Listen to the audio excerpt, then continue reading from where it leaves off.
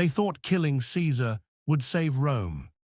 Instead, it took one speech, one funeral, to burn the Republic to ashes. Here is what you need to understand. Revolutions don't start with battles. They start with words, the right words, at the right moment, to the right crowd. And Mark Antony, he is about to give the most dangerous speech in Roman history. Because Caesar's lying dead in the Forum, the conspirators are celebrating their liberation, and Antony's standing over his best friend's corpse with a crowd of thousands watching. He's got one shot, one moment to flip everything. And when he's done talking, Rome's going to tear itself apart. This is the story of how a funeral became a weapon, how grief became rage, how words turned into riots, and how the men who killed a tyrant became the most hunted fugitives in the world, all because they forgot one simple truth. Dead men can't defend themselves, but their friends can. March 15th, 44 BC, late afternoon.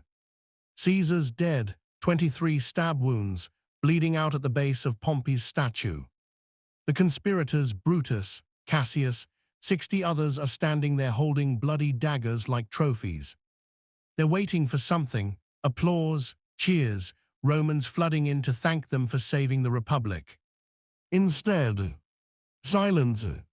People are terrified, confused, senators who weren't part of the plot, they run, shops close, streets empty. Nobody is celebrating. Brutus tries to give a speech in the Forum. We freed you from tyranny, Caesar was becoming a king, we saved Rome. The crowd listens politely, then leaves. No cheers, no gratitude, just awkward silence and people backing away slowly. Because here is the reality, most Romans didn't see Caesar as a tyrant. They saw him as the guy who gave them jobs, land, food, games, the guy who actually cared about them. And now he is dead, murdered by a bunch of aristocratic senators whose names they don't even know. The conspirators realize they have miscalculated badly. They killed Caesar but forgot to plan what happens next. No succession, no transition, no structure. Just chaos. Mark Antony, Caesar's closest ally, his best general, was supposed to be at that Senate meeting, but one of the conspirators conveniently delayed him. When Antony hears Caesar's dead, he goes into hiding immediately. Because if they killed Caesar, Antony knows he is probably next on the list. The next day, Antony comes out of hiding. He is calm, measured, strategic. He calls talk, let's avoid more bloodshed, Rome needs stability. They meet, and Antony proposes a deal. You did what you thought was necessary, I understand. Let's grant amnesty to everyone involved. No prosecutions, no revenge, we move forward together. Brutus and Cassius are relieved.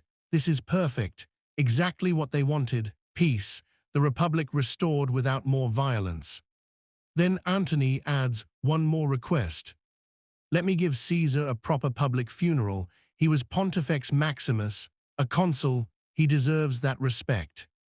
Brutus hesitates. He knows funerals can be emotional, dangerous even. But refusing would look terrible, disrespectful, suspicious. Fine, Brutus agrees, but keep it dignified, no inflammatory speeches. Antony nods, of course. He is lying through his teeth. March 20th, 44 BC, 5 days after the assassination.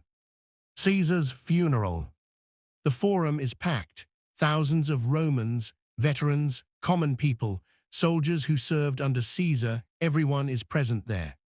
Caesar's body lies on display, covered in a white sheet stained with blood. Antony steps up to speak. He starts carefully, respectfully, his voice measured. Friends, Romans, countrymen, lend me your ears. He talks about Caesar's achievements, his military victories, his generosity to Rome, his reforms. But he doesn't attack the conspirators, not yet. Brutus says Caesar was ambitious, and Brutus is an honorable man. He repeats it, letting it hang in the air. Brutus is an honorable man. The crowd's listening, some crying quietly, but they're still calm, controlled. Then Antony shifts. He pulls out Caesar's will. Caesar left something for you, for all of you. Do you want to know what your tyrant left behind? The crowd leans in. 300 sesterces to every Roman citizen. Gasps ripple through the forum. That's months of wages for ordinary people. And his private gardens, those beautiful gardens across the Tiber, he's donated them to the public, forever, free for all Romans to use. The murmuring grows louder. Caesar gave them money, gave them land. That is what tyrants do. Then Antony makes his move. He holds up Caesar's blood-stained toga, slowly, deliberately. The crowd goes silent. Look at this. He points to the tears in the fabric.